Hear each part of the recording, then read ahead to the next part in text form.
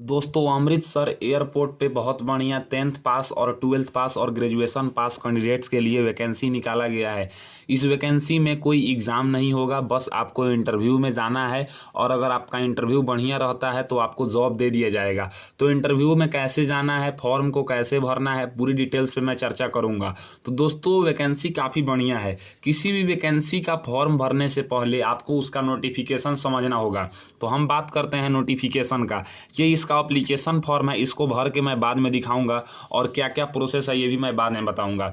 दोस्तों अगर हम बात करें नोटिफिकेशन की तो ये नोटिफिकेशन का फर्स्ट पेज है। अगर हम बात करें तो सबसे पहला पोस्ट है डीवाई टर्मिनल मैनेजर पैसेंजर, इसमें एक वैकेंसी है। ड्यूटी मैनेजर में एक वैकेंसी है। ड्यूटी मैनेजर रैंप मेंटेनेंस में 2 वैकेंसी है। ड्यूटी ऑफिसर में 3 वैकेंसी है। जूनियर ऑफिसर टेक्निकल में 1 वैकेंसी है और कस्टमर सर्विस एग्जीक्यूटिव और जूनियर कस्टमर सर्विस एग्जीक्यूटिव को मिलाकर 35 पोस्ट पे वैकेंसी है। हैंडीमैन में यहाँ पे 45 पोस्ट पे वैकेंसी है। रैंप सर्विस एग्जीक्यूटिव में 4 पोस्ट पे वैकेंसी है और ड्राइवर के लिए 15 पोस्ट पे वैकेंसी है। अगर हम बात करें 1 नंबर के पोस्ट से लेके अगर 5 नंबर के पोस्ट यानी कि डीवाई टर्मिनल मैनेजर पैसेंजर से लेके जूनियर ऑफिसर टेक्निकल तक अगर आप किसी पोस्ट में आवेदन दे रहे हैं तो आपका इंटरव्यू 11 नवंबर को होगा 9:30 से 12:30 बजे के बीच में इस जगह पे। अगर आप कस्टमर सर्विस एग्जीक्यूटिव के लिए फॉर्म को भर रहे हैं या जूनियर कस्टमर सर्विस एग्जीक्यूटिव के लिए तो इसमें जो है ना 35 वैकेंसी है। इसका इंटरव्यू 12 नवंबर 2024 को होगा इस जगह पे। अगर आप हैंडीमैन में फॉर्म को भर रहे हैं तो आपका इंटरव्यू 13 नवंबर को होगा इस जगह पे। अगर आप रैंप सर्विस एग्जीक्यूटिव या यूटिलिटी एजेंट कम रैंप ड्राइवर का फॉर्म भर रहे हैं तो आपका इंटरव्यू 14 नवंबर को होगा यहाँ पे अगर हम बात करें तो Swami Satyanand college of management and technology A block Guru Amardas avenue airport road Amritsar Punjab. Pin है इसका 143001। अगर हम आगे बात करें तो बताया गया है नोटिफिकेशन में कि एआई एयरपोर्ट सर्विसेज लिमिटेड में जो है ना जो भी वैकेंसी है वो Indian national male and female के लिए है। अमृतसर एयरपोर्ट पे टर्म कॉन्ट्रैक्ट बेसिस ये रहेगा 3 साल का। ये प्राइवेट जॉब है, गवर्नमेंट जॉब नहीं है। उसके बाद अगर हम आगे बात करें तो यहाँ पे बताया गया है हाउ टू अप्लाई के बारे में। अब देखिए हाउ टू अप्लाई में ये बात बोला गया है कि 1 नवंबर 2024 से पहले जिनके पास क्वालिफिकेशन है, जो भी क्वालिफिकेशन इसमें मांगा गया है वो मैं आगे आपको बताऊंगा, तो वो लोग फॉर्म को भर सकते हैं। फॉर्म भरने के लिए आपको 500 रुपये का एप्लीकेशन फी पे करना है जो कि डिमांड ड्राफ्ट बनवाना है AI airport services limited Mumbai के फेवर में। जनरल ओबीसी ईडब्ल्यूएस कैटेगरी को बनवाना है, एक सर्विसमैन को और एससी एसटी को नहीं बनवाना है। अगर हम आगे बात करें तो अब आता है ये बात कि किस पोस्ट में जो है ना क्या क्वालिफिकेशन को मांगा गया है। तो यहाँ पे सबसे पहला है डीवाई टर्मिनल मैनेजर पैसेंजर। इसमें बोला गया है कि अगर आपने ग्रेजुएशन किया है और इसके साथ अगर आपको 18 साल का वर्क एक्सपीरियंस है तो आप इसमें आवेदन दे सकते हैं। 60,000 का सैलरी दिया जाएगा। 55 साल से एज आपका कम होना चाहिए। यहाँ पे नेचर ऑफ जॉब बताया गया है, इसको आप रोक के पढ़ सकते हैं कि आपको काम क्या करना पड़ेगा। अगला जो हमारा पोस्ट है वो है ड्यूटी मैनेजर पैसेंजर। इसमें बोला गया है कि ग्रेजुएशन के साथ 16 साल का वर्क एक्सपीरियंस चाहिए। 45,000 का सैलरी दिया जाएगा। 55 साल से एज आपका कम होना चाहिए। इसका भी यहाँ पे नेचर ऑफ जॉब आप वीडियो को पुश करके यहाँ पे पढ़ सकते हैं। अगला जो हमारा पोस्ट है वो है ड्यूटी रैंप मैनेजर। इसमें बोला गया है कि अगर आपने ग्रेजुएशन किया है और 18 साल का वर्क एक्सपीरियंस है तो आप इसमें फॉर्म भर सकते हैं, या अगर आपने इंजीनियरिंग किया है और 13 साल का वर्क एक्सपीरियंस है तो आप इस फॉर्म को भर सकते हैं, या अगर आपने डिप्लोमा किया है और 18 साल का वर्क एक्सपीरियंस है तो आप इस फॉर्म को भर सकते हैं, या एमबीए के साथ 15 साल का वर्क एक्सपीरियंस है तो आप इस फॉर्म को भर सकते हैं। 60,000 का सैलरी दिया जाएगा। 55 साल से ज़्यादा आपका एज नहीं होना चाहिए। नेचर ऑफ जॉब इसका भी आप पढ़ सकते हैं। अगला जो हमारा पोस्ट है वो है ड्यूटी ऑफिसर पैसेंजर। इसमें बोला गया है कि अगर आपने ग्रेजुएशन किया है और इसके साथ साथ 12 साल का वर्क एक्सपीरियंस रखते हैं तो आप इसमें आवेदन दे सकते हैं। 32,200 का सैलरी दिया जाएगा। 50 साल से एज आपका ज़्यादा नहीं होना चाहिए। इसका अगर हम नेचर ऑफ जॉब बात करें तो यहाँ पे इसका नेचर ऑफ जॉब आप देख सकते हैं। उसके बाद जो हमारा वैकेंसी है वो है जूनियर ऑफिसर टेक्निकल। इसमें बोला गया है कि आपको जो है ना इंजीनियरिंग डिग्री चाहिए मैकेनिकल में या ऑटोमोबाइल में या प्रोडक्शन में या इलेक्ट्रिकल में या इलेक्ट्रिकल एंड इलेक्ट्रॉनिक्स में या इलेक्ट्रॉनिक्स एंड कम्युनिकेशन में, और आपके पास HMB लाइसेंस होना चाहिए तो आप इसमें आवेदन दे सकते हैं। 29,760 रुपये का सैलरी होगा। जनरल का एज 28 साल से ज़्यादा नहीं होना चाहिए। ओबीसी का एज 31 साल से ज़्यादा नहीं होना चाहिए। SC ST का एज 33 साल से ज़्यादा नहीं होना चाहिए। नेचर ऑफ जॉब आप जरूर पढ़ लीजिएगा कि आप जिस पोस्ट के लिए फॉर्म को भर रहे हैं उसमें आपको काम को क्या करना पड़ेगा, क्योंकि बिना नेचर ऑफ जॉब पढ़े अगर आप फॉर्म को भरेंगे तो आगे चल के ये हो सकता है कि आपको ये लगेगा कि हमने ये पोस्ट के लिए फॉर्म पता ही नहीं चला था और हमने गलत पोस्ट के लिए फॉर्म को भर दिया था। फिर यहाँ पे अगला जो हमारा है वो है कस्टमर सर्विस एग्जीक्यूटिव। अगर हम कस्टमर सर्विस एग्जीक्यूटिव में बात करें तो बोला गया है कि अगर आप ग्रेजुएशन किए हैं और PC पे वर्क करना जानते हैं तो आप इसमें आवेदन दे सकते हैं। 24,960 रुपये का सैलरी है। जनरल का एज 28 साल से ज़्यादा नहीं होना चाहिए। ओबीसी का एज 31 साल से ज़्यादा नहीं होना चाहिए। SC ST का एज 33 साल से ज़्यादा नहीं होना चाहिए। उसके बाद है जूनियर कस्टमर सर्विस एग्जीक्यूटिव। ये दोनों पोस्ट काफ़ी फेमस है क्योंकि कस्टमर सर्विस एग्जीक्यूटिव में ग्रेजुएशन पास मांगा जाता है और जूनियर कस्टमर सर्विस एग्जीक्यूटिव में जो है ना इंटरमीडिएट पास मांगा गया है और PC पे वर्क करने आना चाहिए। 21,270 रुपये का सैलरी दिया जाएगा। जनरल का एज 28 साल से ज़्यादा नहीं होना चाहिए। ओबीसी का एज 31 साल से ज़्यादा नहीं होना चाहिए। SC ST का एज 33 साल से ज़्यादा नहीं होना चाहिए। उसके बाद है हैंडीमैन। अगर हम हैंडीमैन की बात करें तो बोला गया है कि 10वीं पास आपको जो है ना इसमें चाहिए। इसके अलावा कोई एक्स्ट्रा क्वालिफिकेशन इसमें नहीं मांगा गया है, लेकिन यहाँ पे बोला गया है कि 10th पास के साथ साथ आपको जो है ना इंग्लिश लैंग्वेज को पढ़ने आना चाहिए और हिंदी लैंग्वेज की जानकारी होनी चाहिए और वहाँ का लोकल लैंग्वेज थोड़ा बहुत आपको आना चाहिए। यानी कि अमृतसर में पंजाबी बोला जाता है, हालांकि पंजाबी कम ही बोला जाता है, वहाँ पे हिंदी से काम चल जाएगा। तो अगर आपको पंजाबी नहीं भी आता है तो आप इसके लिए एलिजिबल हैं। 18,840 रुपये का सैलरी दिया जाएगा। जनरल का एज 28 साल से ज़्यादा नहीं होना चाहिए। SC ST का एज 33 साल से ज़्यादा नहीं होना चाहिए। ओबीसी का एज 31 साल से ज़्यादा नहीं होना चाहिए। नेचर ऑफ जॉब बताया गया है कि इसमें जो है ना बैग को लोडिंग करना और ऑफलोडिंग करना इसका नेचर ऑफ जॉब है। उसके बाद है हमारा रैंप सर्विस एग्जीक्यूटिव। अगर हम रैंप सर्विस एग्जीक्यूटिव की बात करें तो इसमें जो है ना बोला गया है कि अगर आपने 3 साल का डिप्लोमा किया है, डिप्लोमा किस किस ब्रांच से मांगा गया है तो इलेक्ट्रिकल में, मैकेनिकल में, प्रोडक्शन में, ऑटोमोबाइल में, इलेक्ट्रॉनिक्स में, तो आप इसमें आवेदन दे सकते हैं। और HMB लाइसेंस आपके पास होना चाहिए। 24,960 रुपये यानी कि 25,000 का सैलरी दिया जाएगा। जनरल का एज 28 साल से ज़्यादा नहीं होना चाहिए। ओबीसी का एज 31 साल से ज़्यादा नहीं होना चाहिए।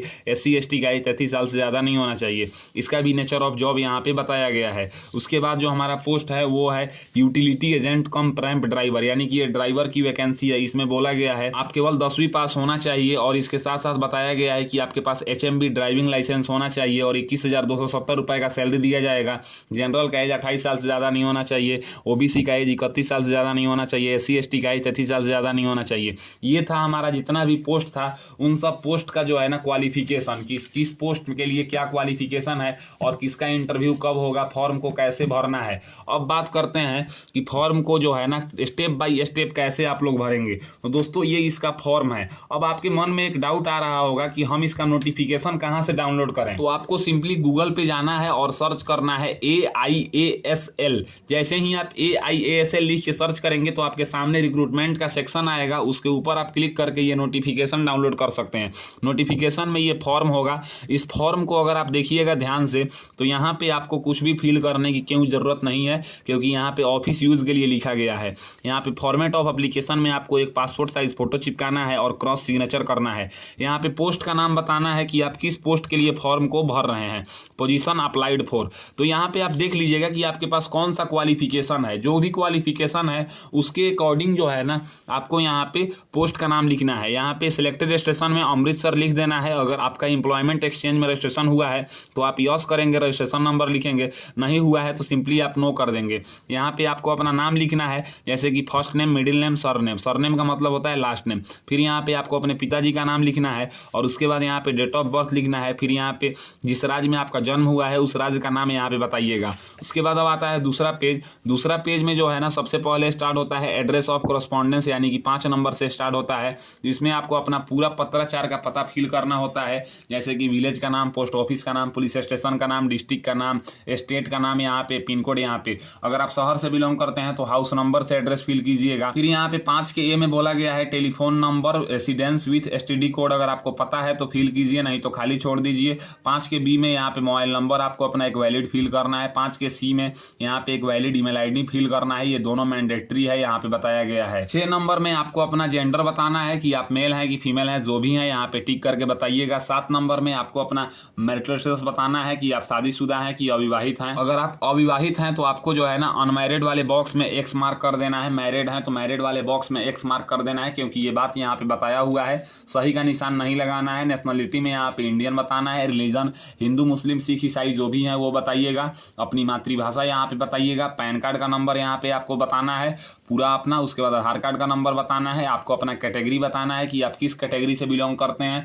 जिस भी कैटेगरी से बिलोंग करते हैं उसके जस्ट नीचे आपको एक्स मार्क करना है। अगर आप जनरल कैटेगरी छोड़ के किसी भी कैटेगरी से बिलोंग करते हैं तो आपको सेंट्रल गवर्नमेंट के सर्टिफिकेट लगाना होगा यहाँ पे। उसके बाद 13 के बी में बोला जा रहा है कि क्या जो है ना आप एक सर्विसमैन हैं तो यस करेंगे, नहीं है तो सिंपली आप इसको नो करेंगे। अब आता है तीसरा पेज। तीसरा पेज में जो है ना यहाँ पे स्टार्ट होता है 13 के सी से। यहाँ पे बोला गया है कि आप पुलिस सर्विस में हैं तो सिंपली इसको यस करेंगे, नहीं तो सिंपली आप इसको नो कर देंगे। उसके बाद बोला गया है 13 के डी में कि क्या आप working in any government, semi government या पब्लिक सेक्टर अंडरटेकिंग में काम करते हैं तो यहाँ पे यस करेंगे तो आपको नो ऑब्जेक्शन सर्टिफिकेट लगाना होगा। अगर नहीं करते हैं तो सिंपली आप इसको नो कर देंगे। अब यहाँ पे 14 नंबर में आपको एजुकेशन क्वालिफिकेशन बताना होगा। अगर हम एजुकेशन क्वालिफिकेशन की बात करें तो आप जिस पोस्ट में आवेदन दे रहे हैं ना उस पोस्ट का बारे में आपको बताना होगा कि जैसे मान लीजिए कि अगर आप ग्रेजुएशन वाले पोस्ट में आवेदन दे रहे हैं तो आपको ग्रेजुएशन तक का जानकारी भरना है। कोई हैंडीमैन में आवेदन दे रहा है तो वो केवल 10th का जानकारी भर के छोड़ सकता है। तो यहाँ पे सबसे पहले अपने 10वीं के बोर्ड का नाम बताना है। फिर यहाँ पे date month and year of passing बताना है। ड्यूरेशन 10th 1 साल का होता है तो यहाँ पे 1 ईयर्स लिख देना है। अपना 10th का परसेंटेज बताना है। फिर यहाँ पे 12th का बोर्ड का नाम बताना है। Date month and year of passing बताना है। ड्यूरेशन 12th 2 साल का होता है तो 2 ईयर्स लिख देना है। परसेंटेज बताना है। डिप्लोमा किया है इसके बारे में जानकारी देंगे। ITI किए हैं इसके बारे में जानकारी देंगे। NCVT कोर्स है, ग्रेजुएशन है, पोस्ट ग्रेजुएशन है, BE है, MBA है, जहाँ तक आपने पढ़ाई किया है उस सबको आप फिल करेंगे। उसके बाद लैंग्वेज के बारे में बताना है कि आप कौन कौन से लैंग्वेज को जो है ना बोलना लिखना पढ़ना जानते हैं। जैसे कि सबसे पहले इंग्लिश लैंग्वेज को अगर रीड करना जानते हैं तो X मार्क करेंगे क्योंकि ऊपर में बताया हुआ है। अगर आप इंग्लिश लैंग्वेज को स्पीक करना जानते हैं तो X मार्क करेंगे। राइट करना जानते हैं तो X मार्क करेंगे। हिंदी लैंग्वेज को रीड करना स्पीक करना राइट करना जानते हैं तो X मार्क करेंगे। वहाँ के लोकल लैंग्वेज को रीड करना स्पीक करना राइट करना जानते हैं तो X मार्क करेंगे, नहीं तो आप खाली भी छोड़ सकते हैं। अपनी मातृभाषा को आप रीड करना राइट करना स्पीक करना जानते हैं तो यहाँ पे X मार्क सब में कर देंगे। जो बॉक्स आप जानते हैं उसके बारे में आप X मार्क करेंगे। जिस बॉक्स के बारे में आपको जानकारी नहीं है उसको आप खाली छोड़ देंगे। और यहाँ पे रिमार्क में आप गुड या वेरी गुड अपने अनुसार यहाँ पे बता सकते हैं। अब आता है चौथा नंबर पे जहाँ पे वर्क ऑफ एक्सपीरियंस बोला गया है। तो अब आप ये बोलिएगा कि मेरे पास कोई वर्क एक्सपीरियंस नहीं है। तो मान लीजिए कि अगर आप हैंडीमैन में या कस्टमर सर्विस एग्जीक्यूटिव में या जूनियर कस्टमर सर्विस एग्जीक्यूटिव में या ड्राइवर में या रैंप सर्विस एग्जीक्यूटिव में आप आवेदन दे रहे हैं तो उसमें तो वर्क एक्सपीरियंस मांगा ही नहीं गया है तो आपको देने की भी कोई जरूरत नहीं है। लेकिन अगर आप किसी ऐसे पोस्ट में आवेदन दे रहे हैं जहां पे वर्क एक्सपीरियंस मांगा गया है तब आपको यहाँ पे बताना जरूरी है। ऐसे भी अगर आपके पास किसी कंपनी का वर्क एक्सपीरियंस है तो उसका आप जानकारी दे ही दीजिएगा। जैसे कि सबसे पहले नेम ऑफ ऑर्गेनाइजेशन, किस पोस्ट पे आप काम किए हैं, कब से कब तक काम किए हैं, कितने ईयर्स का आपके पास एक्सपीरियंस है, नेचर ऑफ जॉब आपके पास क्या है वो बताइएगा। जितने ऑर्गेनाइजेशन में काम किए हैं सबका बारी बारी से बताएंगे। फिर यहाँ पे जैसे कि बताया गया है कि कई ऐसे पोस्ट है जिसमें लाइसेंस मांगा गया है तो यहाँ पे लाइसेंस का प्रकार बताएंगे कि LMB लाइसेंस है कि HMB, लाइसेंस नंबर क्या है, डेट ऑफ इशू क्या है, कब तक वैलिड है, ये आपको बताना है। उसके बाद जैसा कि आपको पता होगा कि जनरल OBC EWS कैटेगरी वाले को AI airport services limited Mumbai के फेवर में 500 रुपए का डिमांड ड्राफ्ट बनवाना है। तो वो डिमांड ड्राफ्ट का फॉर्म आपको कैसे भर के बनवाना है ये मैं आपको बताता हूँ। तो देखिए डिमांड ड्राफ्ट का फॉर्म जो है मैं स्टेट बैंक ऑफ इंडिया का भर के दिखाऊंगा। इसी के अनुसार आप जो है ना अगर दूसरे किसी बैंक से बनवा रहे हैं तो आप देख के कहीं से भर लीजिएगा, क्योंकि मैं एक ही बैंक का बता सकता हूं एक वीडियो में। यहाँ पे आपको अपने ब्रांच का नाम लिख देना है, डेट लिख देना है, अपना नाम लिख देना है और यहाँ पे पेई नेम में आपको AI एयरपोर्ट सर्विसेज लिमिटेड लिख देना है। अमाउंट में यहाँ पे 500 बराबर 00 लिख देना है और एक्सचेंज वैल्यू जो है ना 500 रुपए का डिमांड ड्राफ्ट बनवाने के लिए आपको 25 रुपए एक्सचेंज वैल्यू देना होता है तो यहाँ पे 25 लिख दीजिएगा और टोटल यहाँ पे 525 लिख देना है। फिर यहाँ पे अमाउंट में आपको 500 रुपीज ओनली लिखना है क्योंकि एक्सचेंज वैल्यू यहाँ पे नहीं लिखाएगा। उसके बाद फिर इधर साइड में आपको यहाँ पे ब्रांच का नाम लिख देना है। अगर आप डिमांड ड्राफ्ट कैश रुपया दे के बनवा रहे हैं तो यहाँ पे बताएंगे कि कौन कौन से नोट को दे के बनवा रहे हैं। जैसे कि 500 रुपए का डिमांड ड्राफ्ट बनवाना है तो आप मान लीजिए कि 500 का एक नोट दे रहे हैं तो यहाँ पे 500 गुने 1 लिख दीजिएगा और 20 रुपए का एक नोट दे रहे हैं तो 20 गुने 1 लिख दीजिएगा और 5 रुपए का एक सिक्का दे रहे हैं तो 5 गुने 1 लिख दीजिएगा और टोटल यहाँ पे बता देंगे 525 लिख के। अगर आप जैसे कि कैश से नहीं बनवा रहे हैं, चेक से बनवा रहे हैं, तो ये वाला बॉक्स आपको फिल करने की कोई ज़रूरत नहीं है। ऐसे अब SBI में बिना चेक का जो है ना डिमांड ड्राफ्ट नहीं बनता है। यहाँ पे डिमांड ड्राफ्ट के ऊपर टिक कर देंगे और यहाँ पे पेई नेम में आपको AI एयरपोर्ट सर्विसेज लिमिटेड लिख देना है।